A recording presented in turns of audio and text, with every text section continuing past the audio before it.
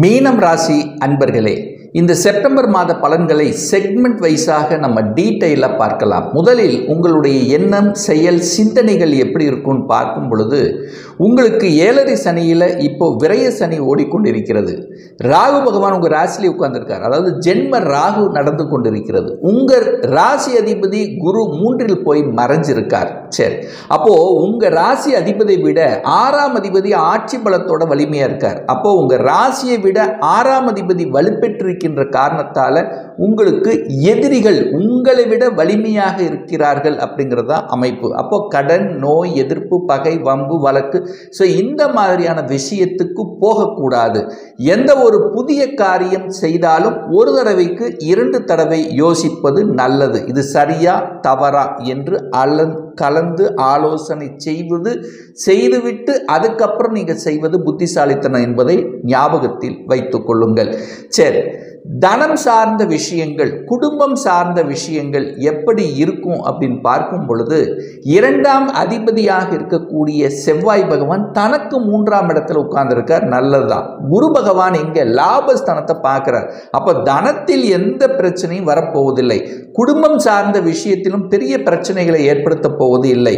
என்ன, சுக்கிரன் நீசமாக உட்கார்ந்திருக்கார் இந்த மாதம். கலத்திர காரகனான சுக்கிரன் நீசம். அப்ப என்ன, சுக்கிரன் நீசம் அப்படின்னா கொஞ்சம் வலு குறைந்து இருக்கிறது அப்படின்னு அர்த்தம். அப்ப என்ன, கொஞ்சம் கணவன் மனைவி சார்ந்த விஷயத்துல கொஞ்சம் விட்டு கொடுத்து அனுசரணையோட செல்லணுங்கிறது அமைப்பு. என சனி பகவானும் விரயத்தில் இருக்கக்கூடிய சனி பகவானும் தனது 3ஆம் பார்வையாக குடும்பஸ்தானத்தை பார்க்கிறார். அப்ப கணவன் மனைவி கொஞ்சம் விட்டு கொடுத்து அனுசரணையோடு செல்வதும், தனம் சார்ந்த விஷயத்தில் கையாளுகின்ற விஷயத்தில் கொஞ்சம் கவனம், எச்சரிக்கையோடு இருப்பதும் நல்லது என்பதை ஞாபகத்தில் வைத்துக் கொள்ளுங்கள். என கடன் சார்ந்த விஷயங்கள், நோய் சார்ந்த விஷயங்கள், எதிர்ப்பு, பகை சார்ந்த விஷயங்கள் எப்படி இருக்கும் அப்படின்னு இந்த மாதம் பார்க்கும் பொழுது இந்த 6ஆம் அதிபதியாக இருக்கக்கூடிய சூரியன் ஆட்சி பலத்தோட வலிமையா உட்கார்ந்திருக்கார். உங்க ராசிநாதனை விட 6ஆம் அதிபதி வலிமை. அப்ப என்ன, உங்க எதிரி உங்களை விட வலிமையா இருக்காருன்னு அர்த்தம். ஸோ அப்போ என்ன செய்யணும் விஷயத்தில், அதாவது எதிர்ப்பு விஷயத்தில் பெருசாக நீங்கள் அது ஒரு போராட்ட குணத்துக்கு போகக்கூடாதுங்கிறது ஞாபகத்தில் வச்சுங்க. எதிர்ப்பு, பகைங்கிறது நிச்சயமாக இருக்கும்.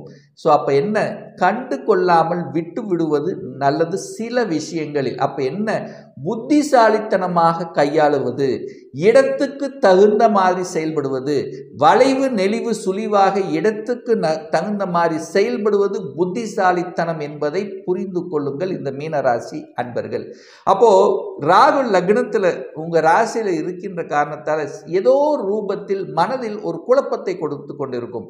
உடல் நலத்திலும் சில தொல்லைகளை கொடுக்கும். சூரியன் அங்கே ஆட்சி பலத்தோட 6ஆம் இடத்தில் இருக்கார். எலும்பு சம்பந்தப்பட்ட, மூட்டு வலி சம்பந்தப்பட்ட, காய்ச்சல் சம்பந்தப்பட்ட, ஸோ இந்த மாதிரியான தன்மைகள், நரம்பு சம்பந்தப்பட்ட சின்ன தொந்தரவுகள் வருவதற்கான வாய்ப்புகள் இருக்கிறது. கொஞ்சம் கவனம், எச்சரிக்கையோடு இருக்கணுங்கிறத ஞாபகத்தில் வச்சுங்க. ஏன்னா சுக்கிரனும் போய் 8ல் மறைகின்ற காரணத்தால் சுகர் சார்ந்த விஷயத்தில் கொஞ்சம் அதிகமாகும். சுகர் அதிகமாக இருப்பதற்கு, பிரஷர் அதிகமாக இருப்பதற்கான வாய்ப்புகள். அப்போ சரியான உணவு கட்டுப்பாடு என்பது ரொம்ப முக்கியம். உடற்பயிற்சியும் அவசியம் என்பதை புரிந்து கொள்ளுங்கள். சரி, இந்த மாதம் பார்த்தீங்கன்னா 7ஆம் அதிபதியாக இருக்கக்கூடிய புதன் பகவான் ஆட்சி பலத்தோட வலிமையாக இருக்க போகிறார். அப்ப திருமணம் சார்ந்த சுப காரியங்கள் நடக்குமானால் நிச்சயமாக நடக்கக்கூடிய வாய்ப்புகளையும் சந்தர்ப்பங்களை உருவாக்கும். 7க்குரியவன் 7ஆம் இடத்தில் ஆட்சி பலத்தோட வலிமையாக இருந்து உங்க ராசிநாதனான குருவினுடைய பார்வை பெற்றிருக்கின்ற காரணத்தாலும் நல்ல தசாபுத்தி உங்களுக்கு நடக்கும் போது திருமணத்தில் எந்த ஒரு கெடுபலன்களையும் பெரிய ஒரு போராட்டத்தையும் கொடுக்க போவது இல்லை. சில தடைகளை கொடுத்து கொண்டிருந்தாலும், சில விரயங்களை கொடுத்து கொண்டிருந்தாலும் அது நல்லதுக்காகத்தான். என விரையாகும் போது ஏதாவது ஒரு செலவு செய்ய வேண்டிய நிர்பந்தம். அப்போ திருமண சுப காரியங்களுக்கு பணத்தை செலவிடுவது நல்லது அப்படிங்கிறது ஞாபகத்தில் வைத்துக் கொள்ளுங்கள்.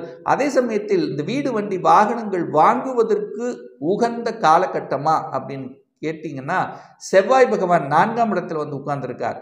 நிலக்காரகன் என்று சொல்லக்கூடிய செவ்வாய் 4ஆம் இடத்திலேயே வந்து வலிமையாக இருக்கின்ற காரணத்தால் அந்த 4ஆம் அதிபதியும் ஆட்சி பலம் உச்சபலத்தோட வலிமையாக இருக்கிறதுனால நிலங்கள் வாங்குவதற்கும் விவசாய நிலங்கள் வாங்குவதற்கும் விவசாயத்தில் ஒரு சிலர் ஈடுபடுவதற்கும் கால்நடை பிராணிகள் வளர்ப்பதற்கும் இந்த காலகட்டம் உங்களுக்கு உகந்ததாக அமையும். அப்போது வீடு வாங்கலாம், வண்டி வாகனங்கள் வாங்குவதற்கும் ஒரு ஏற்ற காலகட்டமாக நிச்சயமாக அமையும். அதே சமயத்தில் பார்த்தீங்கன்னா இந்த மாதத்தினுடைய பிற்பகுதியில் அந்த சுக்கிரன் வந்து 8ஆம் இடத்தில் ஆட்சி பலத்தோடு இருக்கார். அப்போ முற்பகுதியில் 6ஆம் அதிபதி வலிமையாகவும் பிற்பகுதியில் 8ஆம் அதிபதி வலிமையாக இருக்கார். அப்போ என்ன அர்த்தம்? 6, 8 ஸ்ட்ராங்காக இருக்காங்கன்னு அர்த்தம். அப்போ என்ன, இந்த கடன், நோய் எதிர்ப்பு, வம்பு, வழக்கு, அசிங்கம், அவமானம், ஸோ இந்த மாதிரியான ஒரு நிலைக்கு நீங்கள் போகக்கூடாது. அதுக்குள்ளே போனீங்கன்னா ஒரு வலியையும் ஒரு வேதனையும் கொடுக்கும் என்பது தான் அமைப்பு. சரி, வெளிநாட்டு செல்லக்கூடிய யோகம் இருக்கிறதா அப்படின்னு பார்க்கும் பொழுது நிச்சயமாக தன்னுடைய குடும்பத்தை விட்டு வெளியில் போய் பிழைக்கக்கூடிய, வேலை பார்க்கக்கூடிய அமைப்புகள் என்பது இந்த காலகட்டம் உங்களுக்கு இருக்குது. ஏன்னா உங்கள் ராசியிலேயே ராகு உட்கார்ந்துருக்கார். அப்போது உங்களுடைய எண்ணங்கள் யாருக்கெல்லாம் வெளிநாட்டுக்கு செல்லணும் என்கின்ற எண்ணம், அந்த உறுதி உங்கள் மனசில் இருக்கிறதோ அது சக்சஸ் ஆகக்கூடிய வாய்ப்புகள் பிரகாசமாக இருக்குது. ஏன்னா 8ஆம் அதிபதி வலிமை பெறுகிறார். சுக்கிரன் வந்தாங்க அமர்ந்து 8ஆம் அதிபதி வலிமை பெற்றிருக்கக்கூடிய இந்த காலகட்டத்தில் உங்களுடைய சொந்த ஊரை விட்டு வெளியே நகர்த்தக்கூடிய, ஒரு சிலருக்கு வந்து பார்த்திங்கன்னா promotion, state to state promotion கிடைக்கக்கூடிய, வெளிநாட்டில் போய் செட்டில் ஆகக்கூடிய, வெளிநாட்டில் வந்து குடியுரிமைக்கு அப்ளை பண்ணி காத்து கொண்டிருப்பவர்களுக்கு ஒரு சிலருக்கு குடியுரிமை கிடைக்கக்கூடிய வாய்ப்புகள், சந்தர்ப்பங்கள் இந்த காலகட்டம் உங்களுக்கு சிறப்பாக இருக்கிறது அப்படின்னு எடுத்துக்கலாம். சரி, தொழில் சார்ந்த விஷயங்கள், வேலை சார்ந்த விஷயங்கள், வியாபாரம் சம்பந்தப்பட்ட விஷயங்கள் எப்படி இருக்கும் அப்படின்னு பார்க்கும் பொழுது 10ஆம் அதிபதியை பார்க்கணும். அந்த 10ஆம் அதிபதி யாரு? உங்க ராசிநாதனே. அவர் எங்கிருக்கார்? 3ஆம் இடத்தில் உட்கார்ந்திருக்கார். உங்க முயற்சி ஸ்தானத்தில் உட்கார்ந்திருக்கார். 10க்குரியவன் தனக்கு 6ல் போய் உட்கார்ந்திருக்கார். அப்ப என்ன, அவசரப்பட்டு ஆக்ரோசப்பட்டு வேலையை விட்டுவிடக் கூடாது அப்படிங்கிறத ஞாபகத்தில் வச்சுக்கோங்க. 7 சனி, விரய சனி, உங்களுக்கு ஏதாவது ஒரு விரயத்தை ஏற்படுத்தணும் என்கின்ற அமைப்பு இருக்கின்ற காரணத்தால வேலையை மட்டும் அவசரப்பட்டு ஆக்ரோசப்பட்டு வேலையை விட்டுவிடக் கூடாது அப்படிங்கிறத ஞாபகத்தில் வைத்துக் கொள்ளுங்கள். ஏன்னா 6க்குரியவனும் 8க்குரியவனும் இந்த மாதம் வலுப்பெற்று இருக்கின்ற காரணத்தால் சில சமயங்களில் உங்களுக்கு மன அழுத்தம், டெம்ப்ட், அதாவது உங்களை வந்து ஒரு கோபப்படுத்தி ஆக்ரோஷப்படுத்தி பார்த்து வேலையை விட வேண்டிய சந்தர்ப்பத்துக்கு ஆட்படுத்தக்கூடிய தன்மை இருக்கின்ற காரணத்தால் அந்த இடத்தில் கவனமாக, புத்திசாலித்தனமாக, வளைவு நெளிவு சுழிவாக இடத்துக்கு தகுந்த மாதிரி செயல்படுவது புத்திசாலித்தனம். அவசரப்பட்டு ஆக்ரோஷப்பட்டு வேலையை விட்டுவிடக் கூடாது என்பதை மீனராசினர் நன்றாக புரிந்து கொள்ள வேண்டும். அப்படியும் நீங்கள் மாற வேண்டும் என்று நினைத்து விட்டால் இன்னொரு வேலையை அமைத்து கொண்டு மாறுவது தான் புத்திசாலித்தனம். என் நண்பர் சொல்றாரு, எனக்கு வாங்கி கொடுத்துருவாரு, நீங்க விட்டுட்டு வா அப்படின்னு எதை சொன்னாலும் நீங்கள் நம்பக்கூடாது. அப்படி மாறினா கண்டிப்பாக அப்பாயின்மெண்ட் ஆர்டர் வாங்கிட்டு தான் அந்த இடத்தை விட்டு நகரணுங்கிறதை ஞாபகத்தில் வைத்துக் கொள்ளுங்கள். சரி, குழந்தைகளினுடைய நலன்கள் திருப்திகரமாக இருக்குமா அப்படின்னு கேட்டிங்கன்னா நிச்சயமாக குழந்தைகளினுடைய நலன்கள் நன்றாக இருக்கும். குழந்தைகளுடைய படிப்பு நன்றாக இருக்கும். குழந்தைகள் ஆசைப்பட்ட விஷயத்தை அடையக்கூடிய தன்மை, குழந்தைகள் வெளிநாட்டில் போய் படிக்கக்கூடிய தன்மை, ஹாஸ்டலில் தங்கி படிக்கக்கூடிய தன்மை, அதர் ஸ்டேட்டில் போய் படிக்கக்கூடிய தன்மை, மெடிக்கல் சார்ந்த விஷயத்தில் அனுகூலத்தை தரக்கூடிய அமைப்பு. சூரியன் 6ஆம் இடத்தில் வலிமை பெற்றிருக்கார். அப்போது நிச்சயமாக இந்த மெடிக்கல் துறையில் இருப்பவருக்கு நல்லவை நடக்கக்கூடிய தன்மை. சூரியன் 6ஆம் இடத்திலேயே ஆட்சி பலத்தோடு இருக்கிறதுனால அரசு சார்ந்த விஷயத்தில் இருப்பவர்கள், அதிகார தன்மையில் இருக்கின்ற இந்த மீனராசி என்பர்களுக்கு நல்லவைகள் நடக்கக்கூடிய, நல்ல செய்திகள், குட் நியூஸ் கொடுக்கக்கூடிய அமைப்பில் இந்த காலகட்டம் உங்களுக்கு சிறப்பாக இருக்கிறது. அதே சமயத்தில் கலைத்துறையில் இருக்கக்கூடிய இந்த மீனராசி என்பர்களுக்கு பார்த்தீங்கன்னா திடீர் என்று பெயரையும் புகழையும் பெற்றுத்தரக்கூடிய அமைப்பில் இருக்கிறது.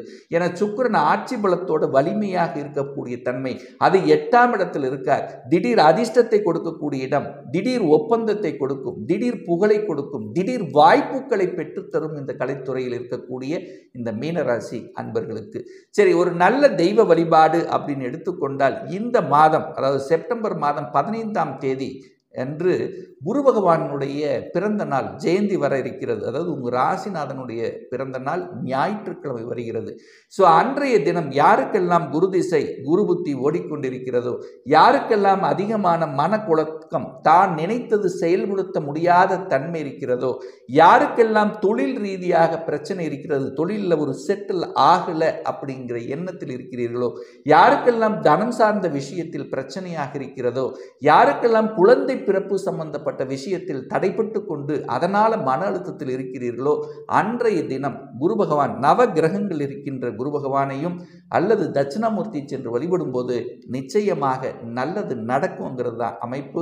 அதே போல செப்டம்பர் மாதம் 5ஆம் தேதி, அதாவது என்னைக்கு வருதுன்னா வியாழக்கிழமை வருகிறது. அன்றைக்கு செவ்வாய் பகவானுடைய ஜெயந்தி, செவ்வாய் பகவானுடைய பிறந்த நாள். செவ்வாய் என்பது உங்கள் ஜாதகப்படி யார் அப்படின்னா 2க்கும் 9க்குரியவன், தனஸ்தானத்தின் அதிபதி, குடும்பஸ்தானத்தின் அதிபதி அல்லவா. அப்போ யாருக்கெல்லாம் தன ரீதியான பிரச்சனை, குடும்பம் சரியாக அமைக்க முடியலை, தன்னுடைய வாக்கு தன்மை சரியாக இல்லை, யாருக்கெல்லாம் ஒரு நல்ல பாக்கியம் நமக்கு கிடைக்கலையே என்று இருக்கின்றவர்களுக்கும், அல்லது பார்த்தீங்கன்னா இந்த சீருடை அணிந்து பணியாற்றி கொண்டு இருக்கின்றவர்களுக்கு சில தடைகள் இருக்கிறது, அல்லது சகோதர வகையில் சில கருத்து வேறுபாடுகள், பாக பிரச்சனை, சொத்து பிரச்சனை, இந்த மாதிரியான பிரச்சனைகளை சிக்கி தவித்து கொண்டிருந்தவர்கள் அன்றைய தினம் முருகப்பெருமானை சென்று வழிபடுவது அனைத்து விதத்திலும் மேன்மையை நிச்சயமாக உருவாக்கும். படிப்பு சார்ந்த விஷயத்தில் யாருக்காவது பிரச்சனை இருக்கிறதா, ஒரு நல்ல படிக்க முடியல, படிப்புல தடை என்றிருக்கின்ற மீனராசி என்பவர்கள் 15/9/2024 அன்று ஐகிரீவர் ஜெயந்தி வர இருக்கிறது. அன்றைய தினம் ஐகிரீவரை சென்று வழிபடும் போது உத்தமத்தை நிச்சயமாக உருவாக்கி கொடுக்கும்.